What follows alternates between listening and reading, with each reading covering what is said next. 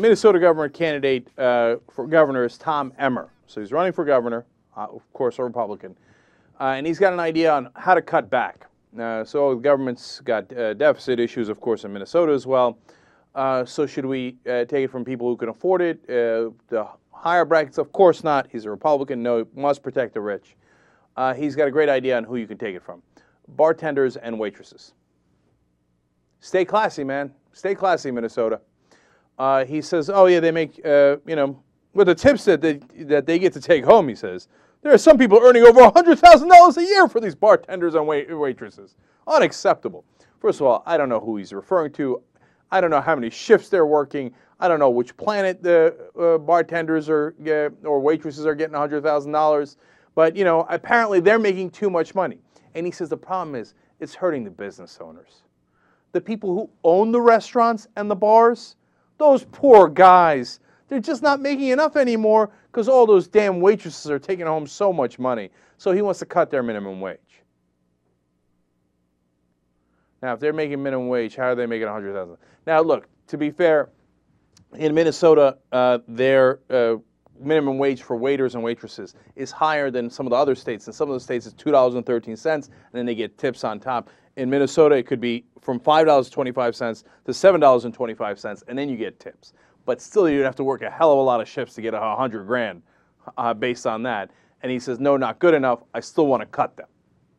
Ask him if he's willing to get paid $7.25 an hour, and then hopefully gets enough wages to get $100,000 a year, which, of course, he pulled that straight out of his ass. Right. And I'd be like, Tom, you want to do that?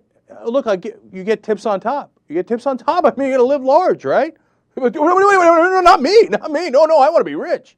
No. I mean, the small people, like BP said. Waitresses and bartenders and stuff. What are they doing making $100,000? A friend of mine once told me that at the country club. It's unacceptable, right? No, the poor people should know their place, okay? They should make less so that the owners can make more.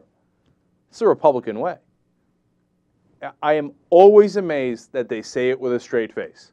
Like everybody in the room will be like, oh, yeah, screw the waitresses. Yeah, give more to the owners. That makes sense.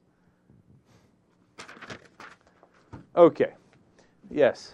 When I was looking at this before, also, tips aren't things where you get your meal and you sit down and you say, oh, yeah, it was a good meal. It was $10.25 for my dinner or for my lunch. So instead of me paying $10.25, I'm only going to pay the business $5.25, and I'm going to give a $5 tip to the waitress. It doesn't work that way. They still get their full money for what they're charging. You just give the waitresses and waiter their part. It's not like it's taking money from anybody. It's the lamest argument that if you just think about it, it doesn't make any sense. My guess is that his crazy stretch on it is, well, since we're giving so much tips to the waiters and waitresses, well, we won't be going to the restaurants anymore and giving them the money or whatever, that $10.25 that they would have earned otherwise.